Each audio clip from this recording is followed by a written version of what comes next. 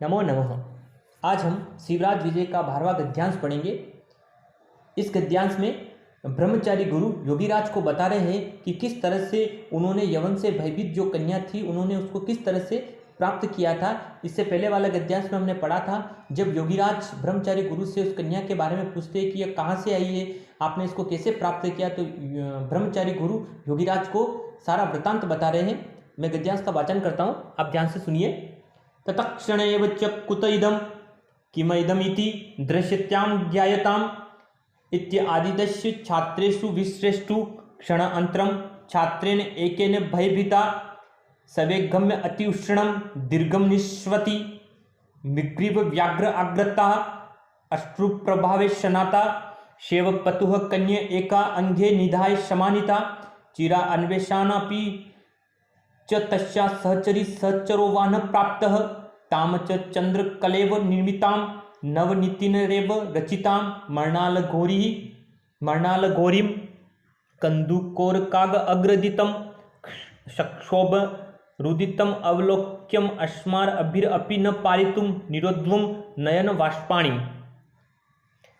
तत्क्षण एव च कुत इदम, यानी उसी समय यह करुण क्रंदन कहाँ से आया। तत्क्षण च कुत इदम, यानी इससे पहले वाले गद्यांश में हमने पढ़ा था कि उस बालिका का जो करुण क्रंदन सुनाई देता है, उसी करुण क्रंदन को ही लेकर अगले वाले गद्यांश में व्यास जी कह रहे हैं। व्यास जी बताते हैं कि तत्क्षण एव च कुत इदम, यानी उसी समय यह करुण क्रंदन यानी उस बालिका की रोने की जो आवाज़ है वह कहाँ से आई, यानी उसने कहाँ से उत्पन्न हुई है। इस संदर्भ में ये प्रश्नवाचक चिन्ह लगा हुआ है कि तत्क्षण एव च कुत इदम, यानी वह बालिका का जो करुण क्रंदन है वह कहाँ से आया। तो किम इदम इतिम दृश्यताम ज्ञायताम, यानी क्या कारण है। किम इदम इतिम, यानी इसका क्या कारण है। ब्रह्मचारी गुरु बता रहे हैं किम इदम इतिम दृश्यताम ज्ञायताम, यानी क्या कारण है। दृश्यताम यानी दृश्यताम का अर्थ देखना, यानी ये देख कर ज्ञायताम यानी पता लगाओ। इत्य आदिदस्य छात्रेषु विशिष्टेषु, यानी इत्य आदेशु यानी ऐसा आदेश देकर, छात्रेषु विशिष्टेषु यानी छात्रों को भेज देने पर, यानी जब ब्रह्मचारी गुरु ऐसा आदेश देते हैं कि यह करुण क्रंदन कहाँ से सुनाई देकर, जाओ छात्रों आप पता लगाओ, बताओ शिष्यों बताओ कि यह आदेश दिया कि यह करुण क्रंदन कहाँ से सुनाई दे रहा है। तो इत्य आदिदस्य यानी ऐसा आदेश देने पर, छात्रेषु विशिष्टेषु यानी छात्रों को भेज देने पर, क्षण अनंतरम छात्रेण एकेन भयभीता सवेगम अत्य उष्णम दीर्घम निश्वति। अब क्या कर रहे हैं, क्षण अनंतरम यानी पल भर में, क्षण भर के बाद ही छात्रेण एकेन यानी एक छात्र भयभीत भयभीता यानी भय से भयभीत यानी भय से व्याकुल, सवेगम अति उष्णम यानी वेग से उष्ण और दीर्घ निश्वति यानी दीर्घ निश्वास लेती हुई, मृगीव व्याघ्र आग्रता, मृगीव व्याघ्र व्याघ्र का अर्थ शेर, यानी जब कोई व्याघ्र के द्वारा मृगीव आग्रता यानी जब कोई व्याघ्र क्या करता है, जब किसी मृगी के ऊपर झपटता है यानी उस पर आक्रमण करता है, उसका शिकार करना चाहता है और किस तरह से मृगी उससे बचकर भागने का प्रयास करती है, वो किस तरह से भयभीत हो जाती है, उसी बात को इसमें बताया कि मृगीव व्याघ्र आग्रता यानी व्याघ्र के द्वारा सूंघी हुई भयभीत मृगी की तरह यानी उससे हिरणी की तरह, और अश्रु प्रभावे शनाता यानी स्नान किया हुआ, किससे, अश्रु प्रभा यानी निरंतर अश्रुधारा से स्नान करती हुई, तथा सवे पथुह कन्या एका अंक्य निधाय समानिता, तथा शवे पथु यानी उससे स्नान करती हुई तथा कांपती हुई कन्या एका यानी एक कन्या को, अंके अंके का अर्थ गोद में, निधाय समानिता यानी एक छोटी सी बालिका को वह छात्र गोद में उठाकर समानिता यानी लाया। फिर क्या करें हैं ब्रह्मचारी गुरु, चिरा अन्वेषणा अपि च तस्या सहचरी सहचरोवान प्राप्त। चिरा अन्वेषण अपिह, चिरा अन्वेषण अपि यानी चिर अन्वेषण यानी लंबे समय तक, काफी देर तक अन्वेषण करने पर यानी बहुत लंबे समय तक खोजने पर भी, च तस्या सहचरी सहचरोवान प्राप्त यानी उसका कोई भी सखी या साथी हमें नहीं मिला। यानी हमने शिष्यों को आदेश दिया कि देखिए अगर इसका कोई सहचर या साथी हो जिससे बिछुड़ गई हो, लेकिन बड़ा चिर अन्वेषण करने पर, काफी खोजने पर भी उसका कोई भी साथी या सखी हमें नहीं मिली। अब आगे वाले ब्रह्मचारी गुरु उस बालिका के का वर्णन करें, मनोहारी चित्रण प्रस्तुत कर रहे हैं। क्या करें, ताम च चंद्र कलेव निर्मिताम यानी वह जो बालिका थी वह किस तरह से थी उसके संदर्भ में बता रहे हैं कि ताम च चंद्र कलेव एवं निर्मिताम यानी वह बालिका चंद्रमा की कलाओं से रची हुई के समान सुशोभित हो रही थी। चंद्र कलेव यानी वो छोटी सी बालिका चंद्रमा की कलाओं से रचनाओं से रची गई ऐसा प्रतीत हो रही थी।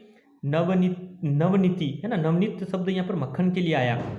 नवनीतेन एव रचिताम यानी नवनीत मक्खन से उसकी आकृति बनाई गई हो या नवनीत के समान सुशोभित हो रही थी। रचिताम यानी उसकी रचना की गई हो। मृणाल घोरिनम फिर बता रहे हैं यानी मृणाल का अर्थ है यहाँ कमल नाल के समान है, कमल नाल के समान घोर वर्ण वाली। और कंदुक कोर अग्रितम और कुंद कलिका के अग्र समान के समान क्या थे उसके दांत वाली। कुंदक कोर अग्रम दद्दितम है ना, यानी उसके जो दांत थे वह कुंद कुलिका के अग्रभाग के समान सुशोभित दांतों वाली। सक्षोभम रुदितम अवलोक्यम अस्मार अबीर अपि न पारितुम निरुद्धुम नयन वाष्पाणी यानी इस प्रकार से कुंद कलिका के अग्रभाग के समान दांत वाली उस कन्या शोभम यानी उस कन्या को व्याकुलता से युक्त रुदितम है ना, शोभम का अर्थ व्याकुलता से रुदितम यानी व्याकुलता से युक्त। रुदितम अवलोक्यम यानी रोते हुए अवलोक्य का अर्थ देखकर। अस्मा भी अपि न पारितुम यानी हम लोग भी क्या न कर सके। निरुद्धम नयन वाष्पानी यानी हम लोग भी क्या न कर सके।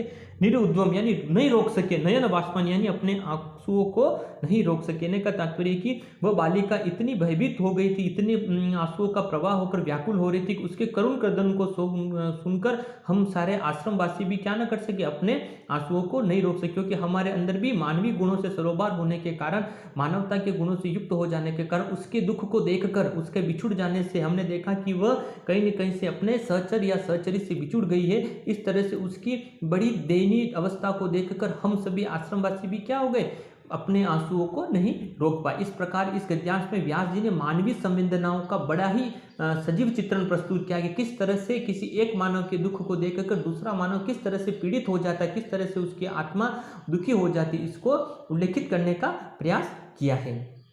एक साथ वापिस अर्थ को देखिए कि तत्क्षण एवं कुत इदम, ब्रह्मचारी कह रहे हैं कि उसी समय कुत इदम यानी करुण क्रंदन कहाँ से आया है। किम इदम इति यानी क्या कारण है। दर्शत्याम ज्ञायताम यानी जाओ देखकर पता लगाओ। इत्य आदि दश्य छात्रेषु विशिष्टेषु यानी ऐसा कहने पर और छात्रों के आदेश दिए जाने पर, छात्रों को भेजने पर। क्षण अंतरम छात्रेण एकेन भयभीता यानी क्षण भर में ही एक छात्र भयभीत। सवेगम उच्च उष्णम यानी बड़े वेग से उष्ण श्वास लेती हुई। दीर्घ निश्वति यानी बड़ा दीर्घ निश्वास लेती हुई। मृगी व्याघ्र आग्रता यानी व्याघ्र के द्वारा सूंघी हुई भयभीत मृगी की तरह। अश्रु प्रभावे स्नाता यानी अश्रु प्रभाव से स्नान करती हुई। तथा शवपतेह कन्या एक अंके निधाय समानिता तथा कांपती हुई एक कन्या को गोद में उठाकर लेकर आया। चिरा अन्वेषण अपि च तस्या सहचरी सहचरोवान पर यानी चिर अन्वेषण करने पर यानी काफ़ी खोजने पर भी उसका कोई भी सखी या साथी हमें नहीं मिला। ताम च चंद्र कलेव निर्मिताम यानी वह चंद्रमा की कलाओं से रची हुई के समान। नवनीत एव रचिताम यानी नवनीत के समान, मक्खन से बनी हुई आकृति के समान। मृणाल घोरीम कमलनाल के समान घोर वर्ण वाली। कंदुक कोर अग्रदतिम यानी कंदुक कलिका के अग्रभाग के समान दांत वाली। क्षोभम रुदितम अवलोक्य यानी बड़े क्षोभ के साथ व्याकुलता से युक्त उसके रुदन को देखकर। रुदितम अवलोक्यम अस्मा अभिरपि यानी उसके रुदिन को लेकर हम लोग भी न पारितुम निरुद्धम नयन वाष्पानी यानी हम लोग भी अपने आंसुओं को नहीं रोक पाए। इस प्रकार इस गद्यांश में व्यास जी ने उस अबोध बालिका की दयनीय दशा का चित्रण प्रस्तुत किया और मानवीय संवेदनाओं का भी बड़ा ही आकर्षित और मनोहारी चित्रण बताया कि किस तरह से मानवीय संवेदनाओं के कारण ही एक मनुष्य दूसरे मनुष्य के दुख से दुखी हो जाने पर बड़ा ही दुखी होता है।